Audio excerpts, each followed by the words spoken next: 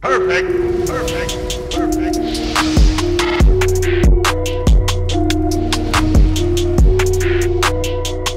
Daryl Morey, talking about kind of how he's, addressed the culture here and really what he is looked for in terms of like, player to player and what he goes through when he tries to bring guys in. I thought this was very interesting and a little bit funny as well. So let's go ahead and take a listen. I'd say the biggest surprise are the players who can't play here. It's actually not helpful to me. Like I really I need the more options I have. I mean, we know right off the bat, like we know who he's talking about. He's talking about Ben Simmons. He's talking about the guys that can't play here, that they're not built, right? And I love how over time he gets more open about the Ben Simmons situation. I feel like even during the trade deadline, like, people were all frustrated and angry at per normal. I said, I'm putting my faith in Morey. He's going to put his foot down and get something done, which he did. But, even during the trade deadline, he's out here talking about open trade packages, how guys make us better. I'm telling you, this dude loves the game. But now it's like now he's taking that next step. He's like, it's true. Like he's listening to the fan base. Like not every dude can play in Philadelphia. I feel like a team like, New York, right? They're having some of the troubles with that. Like you got to have that certain DNA to fit in this city. And again, going back to what you said earlier, I feel like he's addressed that and brought in pieces like Trez who are going to fit perfectly here because they get what it's like to play in that type of atmosphere. Yeah, you got to be built different. For better and for worse, the Philly fans are emotional and passionate. And if you're not built a certain type of way, you're not going to make it. And I mean, you're talking to one of the biggest Ben Simmons fans in the world. Like I'm still a Ben Simmons guy. Like how can you come on here and say that, man? Your credibility was great. Say, despite everything, I'm still a Ben Simmons guy. Like he's not who I thought he was, but I still have strong opinions about who I think he can be. But again, this is like, and we keep saying it, but this is one of the things where it's like, this is why I like Morey. Like he can both tell you what it is without like sounding a way where it's like you're messing up. You know what I mean? Like that's a fine line between like keeping it real and being like, oh, you shouldn't have said that. And he knows how to like toe that line. My thing about Ben Simmons was and always is this. And from a mental standpoint, like, he's not a dog. I thought that prior to all of that, I thought he had. He's not even a cat, bro. but here's the thing, though. This is why I felt like that wasn't always the case, because remember when Dudley was talking that mess, he went out and got 30 something in the playoffs, 30-point triple double when they said he couldn't score. You know what I'm saying? So he showed flashes of having that dog in him, right?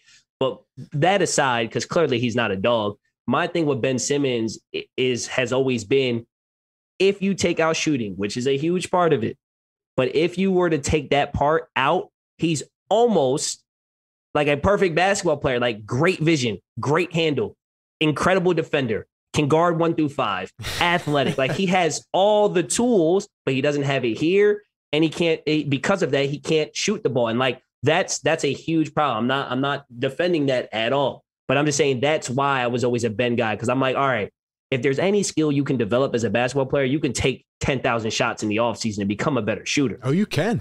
It's all the other stuff. It's all the other stuff he can do that some guys will just never be able to do. And that's why I was always a big fan of his. I was a Ben guy at one time too, but then I realized, he just doesn't have it, and he's just, well, we'll keep that for another day, but he just doesn't want it. I agree with you in that part. Like I'm not, listen, there was a time where I was still ready to like die on that hill. Like, nah, we got to keep him. You got to let that go. You got to let that go. I let it go. I let all that go. So I'm with, listen. All right, respect. That I'm with y'all. I just think he has some tools that many people don't have. That's all I'm saying. Respect. All right, let's listen to what Morey had to say about the season coming up as well. The better, but I do think I'm starting to learn, and I do love it about Philadelphia because I do think it gets the best out of our team, and I've seen it with not only our team but the Eagles and the Phillies.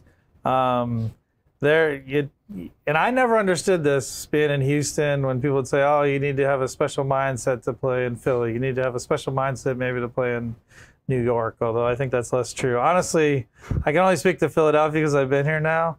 I do think I really do pay attention to the mindset of the players, and I just want to jump in real quick. Like, how can you out there. Like I still remember the people continuing to flood the comments and the tweets and all. Like, how can you hate on this man? This is the exact type of executive you want leading your team. He listens. He literally listens. He feels the pulse. There's not a lot of GMs that would be this in tune and say, yeah, like, you know, maybe there is something with this, with the air in this city, with the fan base. Like, maybe I do need to adjust my approach. Like, everything he has said in this interview has just showed me he continues to pay attention and continues to learn. He said it right there, man. Right. Like I said, like I feel like so many coaches, GMs, owners, like so many people in these positions of power, they talk a lot and they say nothing. You know what I'm saying? Like, it's just word. It's like you're just talking in circles. You're like Derek Jeter. Derek Jeter's he talked a lot, but he said nothing. Like, Morey is actually speaking. And he like you when he's talking, it's like, oh, he's actually giving us something. He's not just trying to make sure he doesn't have a headline, you know what I'm saying, for the paper. Like, no, he's actually talking to us. Yeah, he keeps it real, man. He keeps it real. Mm-hmm. Can they handle playing in Philadelphia? Because I do think it's a different thing. So do you think that was a big part of Ben Simmons and what happened here? It just got to him and the pressure? I mean, for me, I look at that whole thing as like us trying to win the title. And I do think James Harden's a better fit for our, you know, us winning the title right now. So I think facts, man. Thank you. Thank you, Daryl. So the next time you people come out here and continue to say, oh, well, this, Harden, that, we got rid of a dude that wouldn't play the game. And I know people still say, oh, you're not over the situation. I've been long gone over this situation. I just have told it how it is the entire time. And here he is saying it again.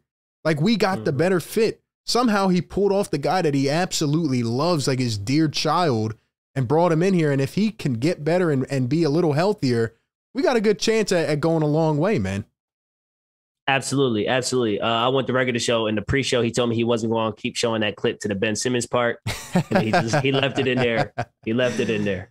No, but I agree with you, man. James Harden, he's the perfect fit. Like, he's the perfect fit. From a basketball standpoint, the way you have to defend that pick and roll with him and Embiid, like, you're putting yourself in a bad position. No matter what you do, it's like you're giving up something. And that wasn't the case when we had Ben Simmons. You were able to defend it. Exactly. Give it more about as a positive thing that where we're at now than any sort of negative thing. And these guys that you brought in, the toughness, I mean, they kind of fit Philadelphia? Well, yeah, Montrezl Harrell, I'm glad we're talking about this right after we signed him. I love this part too. This is the last clip we'll end off on, but he talks about Trez, and he literally echoes some of the things that I've said, that Logan said, that we all say. And before we continue to overreact some of the Sixers fan base I'm talking about, let's just hear what the executive, the guy that has met the guy, that has drafted the guy, that has been with coaches who have been with the player, have said about Montrezl Harrell and how he will fit. Philadelphia's going to love it. His motor, unbelievable. Like, to the point where you can't believe it sometimes. Like, you know, anyone who's had children and, you know, they sometimes when they're young, you're like, how are they still energy? Well, you're falling asleep on the. I mean, he has energy for days, like, and plays with such a joy and hard. You know, folks are gonna really, really love him. Sounds like that's what I like to hear, man. You know, just the motor again, bringing that energy. I mean, I just think it fell right into our lap. Like, it's just one of those moves that you love. And if it doesn't work out, it's not like there's some crazy obligation to keep him around. Like, obviously, I'm a little bit worried about Doc, which we'll get into next. But, like, you know, I mean, it's a good move to me. And that's what I like to hear.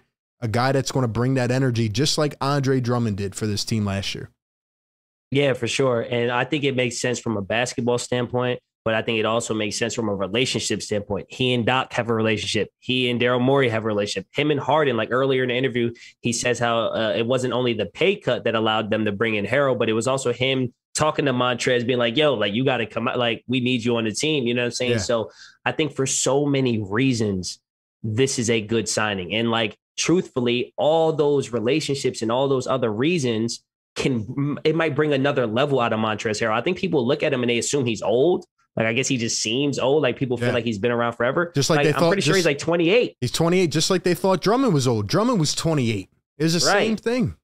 Same Yeah, thing. so I mean, the guy is athletically like in his athletic prime, like he's got good years ahead of him. And sometimes all it takes is the right situation to take a guy who is good and allow him to elevate. You know what I mean? And with that motor, there's no reason why he can't improve in some of the areas that he had a hard time in. Again, maybe he doesn't, but I think this was a very low risk, high reward signing. Perfect. Perfect. Perfect.